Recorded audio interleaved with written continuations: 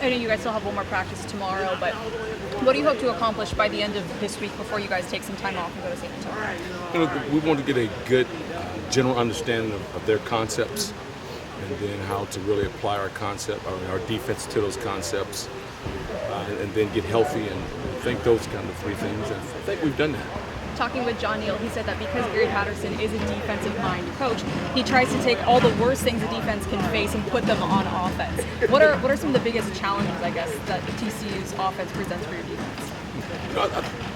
Defensively, the challenges versus the teams we've seen this year, pretty much the same. It's with a spread offense, is making tackles in space, staying on top of vertical routes, accounting for the quarterback, and then pushing the line of scrimmage backwards, not letting people fall for an extra yard, 2 yards, 3 yards. And those are the same kind of themes that weekly come up. Don, how much of a difference did it make for you guys defensively when you played Charles in at safety?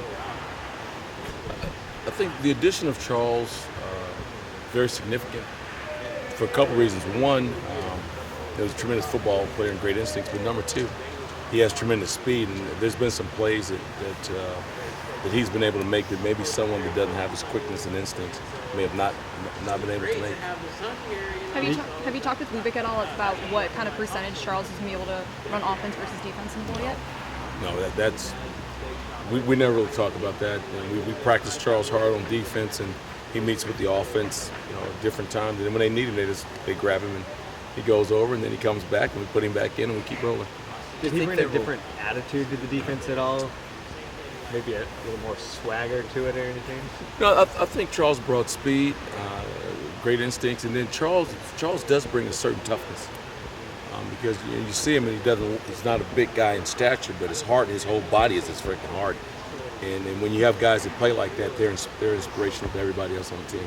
Do you think there will be any process of recruiting him back to defense next year, or has he really found a home there? We're focused on TCU, and then after TCU we'll go to winning conditioning, and then the bargaining will start for Charles. Can you take us back to 2013 Alamo Bowl? Nick leaves, announces he's leaving.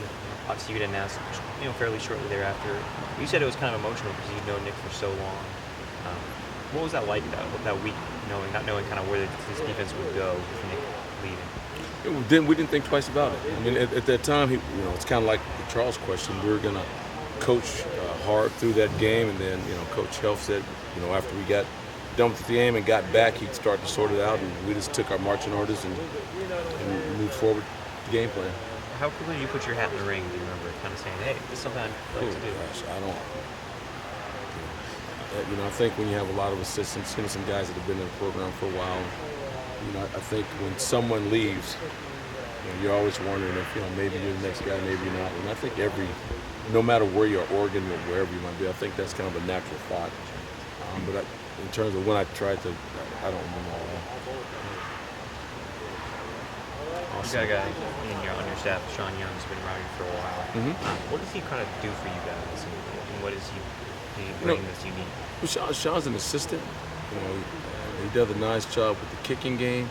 He's tremendous with communicating with the players. I mean, he has a very likable, favorable disposition, and he's extremely smart. He's a really intelligent coach. He's when he gets his shot, he's going to be really good. Did you help recruit him here? I think you did recruit here.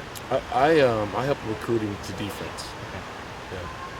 He was here as an equipment manager, and just kind of being around him and talking to him, like, this guy's pretty sharp. And so I tried to get him to actually get involved with coaching. Is it right that when he's in the box, he's listening to two headsets at the same time?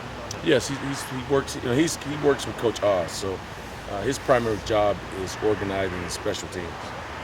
And he gets everything organized, scout teams, all of that, and then he kind of watches them during game day, and we use him as much as we can on defense. And his primary responsibility on defense is working with Coach Aiken and the defensive line. Does Josh Doxson compare to anyone you've seen this year? Josh Doxson, I mean, if you look at the best receivers we've seen, he's another one of those guys. I mean, he's fast, he's big, he's strong, excellent change of direction. I mean, there's plays where he'll catch a slant and plant, and the DB that's outside leverage will take a step and get by him, and he'll cross over and be down the sideline. And long touchdowns. Have you guys been prepping as he's going to play this game? Yeah, we haven't thought twice about it. I mean, he's their lead receiver. He has the most catches. He's dynamic, but they have a stable of very capable receivers. So we don't sit and go, well, this guy. It's more, if we need to double him, if we need to do something to a certain position, X or Z, you have to have a plan for it. And whoever happens to be there. Obviously, if he's there, we know that he's the go-to guy. But they have plenty of guys. With Chris Cisse coming back against USC, how has that allowed you guys to move Tyree around within the defense? The additional depth with Chris, just allowed us to play more 5 DBs, to play more of our other packages, and that's really where it's been advantageous for us. And it was timely because all of a sudden, Juwan's playing well. The secondaries they've done a tremendous job because there's been a lot of injuries, a lot of different things happening, as well as our entire team. Right. You guys, unfortunately, don't talk about injuries, but a lot of things happen. But the added depth has allowed us to open up the playbook just a little more. Were you surprised that he made it back? Injuries are day to day. I had no idea what it was and what it is. I just know all of a sudden I was told that he's ready. Okay, let's try it. Yeah. With a guy who's like that, who's has a little more experience, do you feel like you can maybe use the front seven differently when you know a guy back there maybe can be able to stay on his man or do his assignment, carry it out the way you want, maybe a little more free with blitzing or pressure or anything like that? What you hope is when experienced players return that whatever you're playing is better. So if it's just your quarter halves, then the cloud corner is supposed to reroute number one. It's better because of the veteran. That's what you hope. Whatever you're doing, it's now better. It's improved because you've added a person that has experience. You get these guys for a little more practice, and then they kind of on their own for a week. How much trust do you put these guys to make sure they're doing what they need to be doing until you reconvene? We trust our kids. And that's the best thing Coach Helfrich does. We recruit the right kids to our culture, and those guys are going to do what they're supposed to do. Anything else? Awesome. Thank you. Once again, folks, have a Merry Christmas.